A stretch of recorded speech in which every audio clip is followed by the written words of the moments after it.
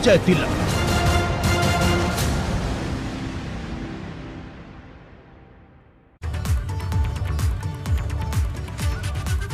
नमस्कार, बहुत स्वागत है आपका। आप देख रहे हैं एबीपी गंगा। मैं हूं आपके साथ प्राची पारशर। रात के 10 बज चुके हैं। वक्त हो गया है प्रदेश एट 360 का। शुरुआत कर रहे हैं बड़ी खबर के साथ। खबर है लखनऊ से, जहां यूपी भाजपा की बैठक खत्म हो गई है। अमित शाह की अध्यक्षता में बैठक हुई। यूपी चुनाव को लेकर अमित शाह की ये अहम बैठक थी। आगामी चुनावी रैलियों को लेकर चर्चा हुई है। जन विश्वास यात्रा की तैयारियों को लेकर भी चर्चा की गई है। आपको बता दें कि गृह मंत्री अमित शाह इस वक्त लखनऊ में मौजूद हैं और लखनऊ में बैठक, एक बड़ी बैठक अमित शाह की तरफ से की गई है, जिसमें मुख्यमंत्री योगी आदित्यनाथ भी मौजूद रहे। तो आपको बताएं इस बैठक में कौन कौन मौजूद था। अमित शाह, गृह मंत्री, जो कि इस बैठक की अध्यक्षता कर रहे थे, योगी आदित्यनाथ, इसके साथ ही साथ चुनाव प्रभारी धर्मेंद्र प्रधान इस बैठक का हिस्सा रहे। आगामी चुनाव को लेकर इस बैठक में चर्चा की गई। इसके अलावा डिप्टी सीएम दिनेश शर्मा इस बैठक में मौजूद रहे। डिप्टी सीएम केशव प्रसाद मौर्य भी और प्रदेश अध्यक्ष स्वतंत्र देव सिंह भी इस बैठक में मौजूद रहे। विवेक मेरे सहयोगी जुड़ गए, ज्यादा जानकारी देंगे। विवेक, क्या कुछ छनकर सामने आया इस बैठक से? जी देखिए प्राची, आज की बैठक का मुद्दा था जन विश्वास यात्रा। चूंकि भारतीय जनता पार्टी पिछले 3 महीनों से करीब लगातार हर मौके पर, हर कार्यक्रम में बढ़ चढ़ के हिस्सा ले रही है। बहुत सारी रैलियां आयोजित की हैं, बहुत सारी यात्राएं आयोजित की हैं। इसके अलावा सम्मेलन समारोह किए हैं।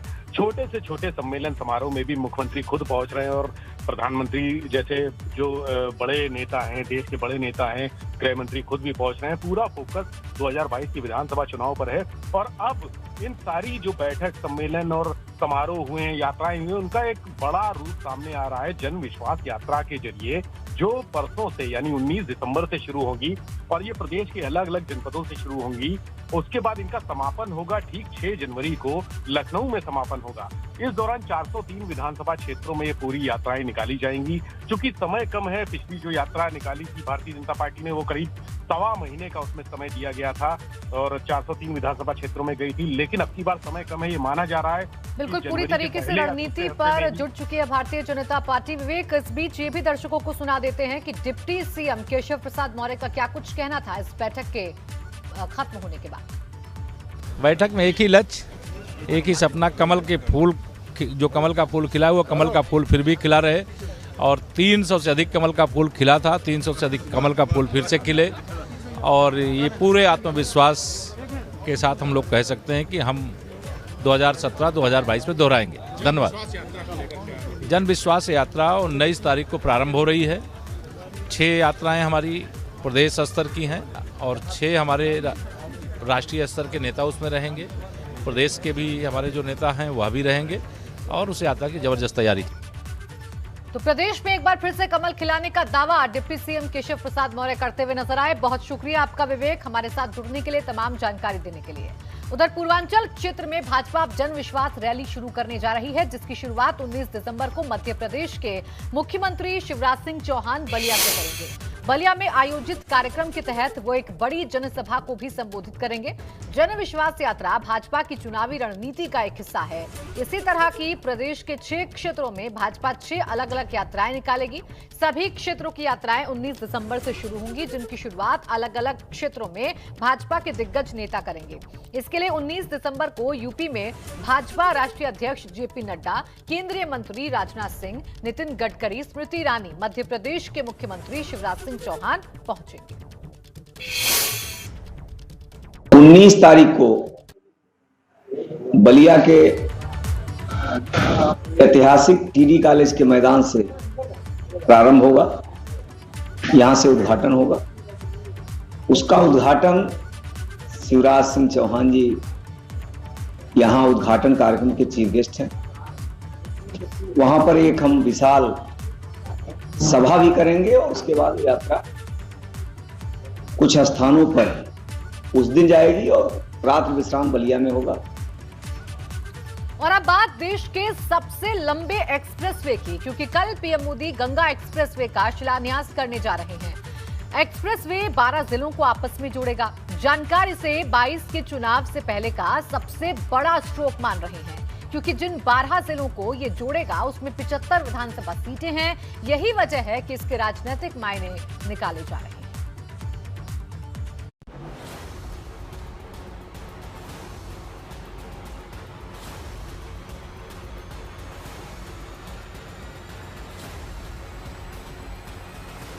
पश्चिम से पूरब तक गंगा का संगम पर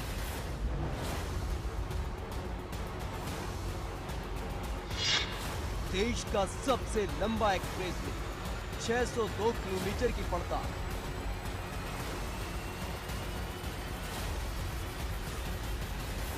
ये गंगा को जोड़ने वाला, मेरठ को प्रयागराज तक एक सूत्र में बांधने वाला देश का सबसे लंबा, सबसे बड़ा एक्सप्रेसवे होगा, क्योंकि अभी तक आपने 341 किलोमीटर लंबा गाजीपुर से लखनऊ को जोड़ने वाला एक्सप्रेसवे देखा था, लेकिन ये एक्सप्रेसवे 602 किलोमीटर लंबा होगा, जो पूर्वांचल एक्सप्रेसवे से 1.5 गुना, आगरा लखनऊ एक्सप्रेसवे से 2 गुना और नोएडा से आगरा को जोड़ने वाले यमुना एक्सप्रेसवे से करीब 3.5 गुना बड़ा होगा। शनिवार को प्रधानमंत्री मोदी शाहजहांपुर में गंगा एक्सप्रेसवे का शिलान्यास करेंगे, जिसके बाद देश के सबसे बड़े एक्सप्रेसवे के बनने का मिशन शुरू हो जाएगा। आपको बता दें कि एक्सप्रेसवे 602 किलोमीटर लंबा होगा, जो मेरठ, हापुड़, बुलंदशहर, अमरोहा, संभल, बदायूं, शाहजहांपुर, हरदोई, उन्नाव, रायबरेली, प्रतापगढ़ और प्रयागराज को आपस में जोड़ेगा, जिससे 12 घंटे का सफर महज 6 से 7 घंटे में पूरा हो जाएगा। इन 12 जिलों में करीब 75 विधानसभा सीटें आती हैं, जिसका कहीं न कहीं चुनाव पर बड़ा फर्क पड़ेगा। अब आपको इस एक्सप्रेसवे की तस्वीर ग्राफिक्स के जरिए बताते हैं। दरअसल ये गंगा एक्सप्रेसवे 6 लेन चौड़ा होगा। शाहजहांपुर में 3.5 किलोमीटर लंबी इमरजेंसी लैंडिंग के लिए हवाई पट्टी बनेगी। वहीं मेरठ और प्रयागराज में 2 मुख्य टोल प्लाजा होंगे। इसके साथ ही 602 किलोमीटर के रास्ते में 15 रैंप टोल प्लाजा भी बनेंगे। इसके साथ ही 7 road overbridge, 17 interchange, 14 major bridge, 126 minor bridge, 28 flyover, 50 vehicle underpass, 171 light vehicle underpass, 160 मध्यम व्हीकल अंडरपास और 946 छोटी पुलियां होंगी। ये चीजें गंगा एक्सप्रेसवे में होंगी। जानकारों की माने तो इससे न सिर्फ विकास की गंगा बहेगी, इससे मेरठ और प्रयागराज का सफर आधा रह जाएगा। प्रयागराज से एबीपी गंगा के लिए मोहम्मद मोइन की रिपोर्ट। कांग्रेस पार्टी भी मिशन 2022 के लिए पूरा जोर लगाए हुए है। रैलियों और जनसभाओं के साथ अब पार्टी पदयात्रा करेगी। कांग्रेस सांसद राहुल गांधी कल उसी अमेठी का दौरा करेंगे, जहां से वो कभी सांसद हुआ करते थे। उनके साथ उनकी बहन और पार्टी महासचिव प्रियंका गांधी भी अमेठी दौरे पर होंगी। दोनों नेता 12:30 बजे अमेठी के जगदीशपुर पहुंचेंगे, जहां रामलीला मैदान से भाजपा भगाओ महंगाई हटाओ पदयात्रा में शामिल होंगे। इस दौरान वो जगदीशपुर से हारीमऊ तक 6.5 किलोमीटर की पदयात्रा करेंगे और फिर हारीमऊ में ही एक जनसभा को संबोधित करेंगे। इस जनसभा में प्रदेश अध्यक्ष अजय लल्लू, प्रमोद तिवारी, आराधना मिश्रा समेत तमाम नेता मौजूद होंगे। राहुल प्रियंका के दौरे और जनसभा की तैयारियां जोरों पर हैं और कांग्रेसियों में उत्साह है। कल बहुत दिनों बाद में हमारे नेता राहुल गांधी जी और प्रियंका गांधी जी का आगमन अमेठी हो रहा है। वो करीब 11 बजे तक जगदीशपुर पहुंचेंगे। वहां से भाजपा भगाओ महंगाई घटाओ के पदयात्रा शुरू करेंगे और वो आकर के यहाँ हारीमऊ में 6 किलोमीटर की पदयात्रा होगी और उसके बाद में यहाँ पे जनसभा करके समाप्त की जाएगी। सीएम योगी 19 दिसंबर को मथुरा के रामलीला ग्राउंड में जनविश्वास यात्रा को हरी झंडी दिखाएंगे। इस दौरान सीएम एक जनसभा को संबोधित भी करेंगे। ये यात्रा मथुरा से लखनऊ के लिए रवाना होगी। प्रशासन और भाजपा कार्यकर्ता यहां इसे लेकर तैयारियों में जुटे हैं। 4.5 साल में मुख्यमंत्री योगी आदित्यनाथ का ये 19वीं बार मथुरा का दौरा होगा। जहां एक तरफ अखिलेश यादव ने कांग्रेस के गढ़ में विजय रथ यात्रा निकाली, तो वहीं योगी सरकार पर लगातार वो हमलावर रहे। दूसरी तरफ लखनऊ में भाजपा और निषाद पार्टी की संयुक्त रैली कर शक्ति प्रदर्शन किया गया। लखनऊ के रमाबाई मैदान में आयोजित संयुक्त रैली में शामिल हुए केंद्रीय गृह मंत्री अमित शाह भी इस रैली में थे। इस दौरान मुख्यमंत्री योगी ने कहा कि पहले भाजपा और निषाद पार्टी के गठबंधन और अब महारैली से विपक्ष की नींद उड़ी हुई है।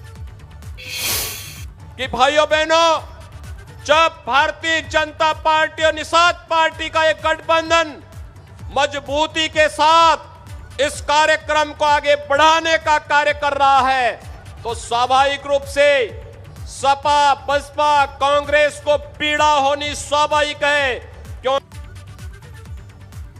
और निषाद पार्टी की संयुक्त रैली में केंद्रीय गृह मंत्री अमित शाह ने उत्तर प्रदेश में 2022 में भाजपा गठबंधन को 300 से ज्यादा सीटें मिलने का दावा किया।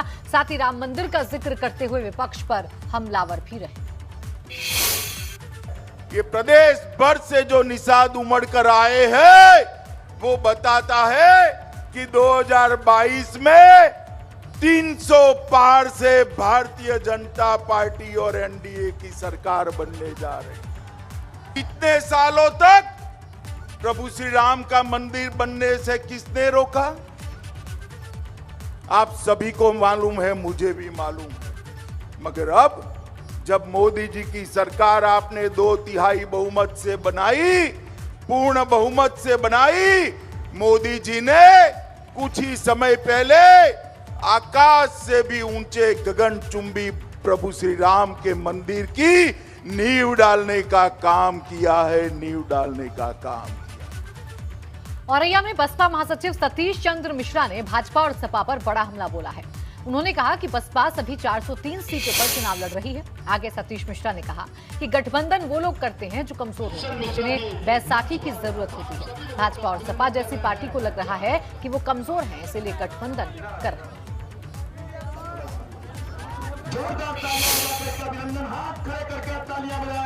देखिए, उत्तर प्रदेश में हम लोग 403 में से 403 सीटों पर चुनाव लड़, हम लोग किसी से गठबंधन नहीं कर रहे। गठबंधन वो करते हैं जो कमजोर होते हैं, चाहे वो भारतीय जनता पार्टी हो वो गठबंधन कर रहे हैं, चाहे समाजवादी पार्टी हो गठबंधन कर रहे हैं, क्योंकि उनको कमजोरी लग रही है, इसलिए उनको बैसाखी की जरूरत है। हम लोगों को कोई बैसाखी की जरूरत नहीं है। वहीं सपा सांसद शफीकुर रहमान बर्क ने एक बार फिर से विवादित बयान दे दिया है। लड़कियों की शादी की उम्र 18 से 21 करने के प्रपोजल पर यह विवादित बयान दिया गया है। सुनिए क्या कुछ कहा है सांसद। मैं समझता हूँ कि सही कदम नहीं जी। हाँ, सही कदम नहीं है। क्यों ऐसा? यूं के लड़कियों को ज्यादा उम्र बढ़ा देने से बहरहाल हालात बिगड़ेंगे, और जो 18 साल की उम्र भी काफ़ी थी उनके लिए जी, और वो हमेशा चली आ रही थी, और वरना इसमें ज़्यादा आवारगी का मौका मिलेगा। इसमें बेहतर ये है कि लड़कियों को जो जल्दी शादी कर दी जाए तो ज़्यादा अच्छा है जी। अब यूपी सरकार के लड़कियों की शादी की उम्र और सपा सांसद शफीकुर रहमान का बेतुका बयान अब तूल पकड़ता जा रहा है। इसको लेकर यूपी के अल्पसंख्यक कल्याण मंत्री मोहसिन रजा ने भी निशाना साधा है। समाजवादी पार्टी के सांसद शफीकुर रहमान बर्क ये कहते हैं कि वो बच्चियां आवारा हो जाएंगी, तो आवारा लोगों को जवाब देने के लिए ये बच्चियां तैयार हैं। 22 के चुनाव में आपको जवाब देंगी हमारी बहनें, हमारी बच्चियां, कि जिनको आपने आवारा कहने का काम किया है, और इसका जवाब उनके राष्ट्रीय अध्यक्ष माननीय अखिलेश यादव जी को देना चाहिए सामने आकर। और चीजों पर तो बहुत तेजी से बोल देते हैं, इस पर भी समाजवादी पार्टी के मुखिया को जवाब देना चाहिए, क्योंकि देश की तमाम जो हमारी इज्जत है, जो हमारा सम्मान है, जो हमारा गौरव है, वो हमारी बच्चियां हैं। हाल ही में भाजपा में शामिल होने वाली रायबरेली से विधायक अदिति सिंह ने शफीकुर रहमान बर्क के बयान को गैर जिम्मेदाराना बताया। उन्होंने कहा कि ये समाजवादी पार्टी की महिलाओं के प्रति सोच को दर्शाता है। ये बहुत ही गैर जिम्मेदार बयान है, और वो भी अगर एक सांसद ये कह रहे हैं तो ये बहुत ही शर्म की बात है, और कहीं ना कहीं ये समाजवादी पार्टी की महिलाओं के प्रति जो सोच है वो दर्शाता है। आप ये कैसे कह सकते हैं कि महिलाएं, मतलब आप क्या कहने की कोशिश करें कि बच्चियां एक बोझ हैं अपने माँ बाप पे? सबको मौका मिलना चाहिए अपने पैरों पे खड़े होने का, पढ़ाई लिखाई अपनी कंप्लीट करने का, पूरे करने का। सपा सांसदों शफीकुर रहमान बर्क और एसटी हसन के विवादित बयान पर सपा अध्यक्ष अखिलेश यादव ने पल्ला झाड़ लिया है। अखिलेश ने कहा कि दोनों सांसदों का बयान पार्टी का बयान नहीं। शफीकुर रहमान बर्क साहब है, कुछ थोड़ा सी बात उन्होंने कही है जो उसको लेके विवाद मचेगा। आवारगी, अगर 18 से 21 की उम्र शादी की गई तो कहा जा रहा है आवारगी आएगी, क्या कहिएगा? देखिए, समाजवादी पार्टी हमेशा प्रोग्रेसिव रही है, समाजवादी पार्टी की अप्रोच प्रोग्रेसिव रही है। वो उनके व्यक्तिगत कोई सवाल जवाब हो सकता है, लेकिन ये पार्टी की लाइन नहीं है। समाजवादी पार्टी ने तो बच्चियों को, बेटियों को सबसे ज़्यादा लैपटॉप दिए, उनकी सुरक्षा के लिए 1090 आज के समय के हिसाब से टेक्नोलॉजी का इस्तेमाल कर करके उनकी कैसे मदद हो उस तरीके के काम किए हैं। तो समाजवादी पार्टी इस तरह के विचारों के साथ नहीं हो सकती है, वो विचार उनके व्यक्तिगत हो सकते हैं। समाजवादी पार्टी प्रोग्रेसिव है और जहां महिलाओं बेटियों को आगे बढ़ाया जा सकता है, उनके सम्मान के लिए आगे काम किया उसमें काम करेगी। विधान परिषद में विपक्ष के सवाल का जवाब देते हुए स्वास्थ्य मंत्री जयप्रताप सिंह ने बताया था कि कोरोना की दूसरी लहर में ऑक्सीजन की कमी से किसी की मौत नहीं हुई। इसे लेकर जयप्रताप सिंह ने एबीपी गंगा से खास बातचीत की। उन्होंने बताया कि इस दौरान 22,915 लोगों की मृत्यु रिकॉर्ड की गई, लेकिन तब किसी की भी मौत ऑक्सीजन की कमी से नहीं हुई। जयप्रताप सिंह ने कहा कि तब प्लेन से हमने ऑक्सीजन मंगवाकर उसकी सप्लाई की थी। इस दौरान जिन लोगों की मौत हुई उन्हें कोई ना कोई गंभीर बीमारी थी। डेथ ऑडिट में किसी भी मौत का कारण ऑक्सीजन की कमी नहीं आई। सर, एक सवाल पूछा गया विपक्ष की तरफ से कि ऑक्सीजन से कितनी मौतें हुई, जवाब आपने दिया कि एक भी मौत नहीं हुई। ऐसा है क्या वाकई में?